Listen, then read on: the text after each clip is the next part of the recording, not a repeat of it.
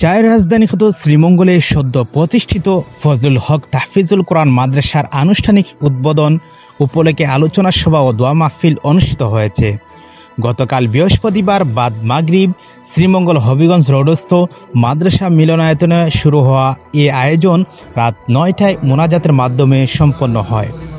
জামিয়া লুৎফিয়া আনোয়ারুল উলুম হামিদনগর বরুণা মাদ্রাসার সিনিয়র মুহাদ্দিস মাওলানা আব্দুল গফুর কবিরের সঞ্চালনায় অনুষ্ঠানে বক্তব্য রাখেন মতিগঞ্জ রাজ্জাকিয়া দারুল উলুম শ্রীমঙ্গলের মুহতামিম মাওলানা আব্দুল গফুর, শ্রীমঙ্গল উপজেলা জামে মসজিদের ইমাম ও খতিব মাওলানা ফেরদাউস আহমদ, মাওলানা M A Rahim Nomani, Sreemangal press ক্লাবের কোষাধ্যক্ষ ও দৈনিক কলা কাগজের মৌলিবাজার প্রতিনিধি মাওলানা এহসানুল হক, ইসলামিক কর্নারের স্বত্বাধিকারী হাফেজ মাওলানা শাহাদাত হোসেন খান প্রমুখ।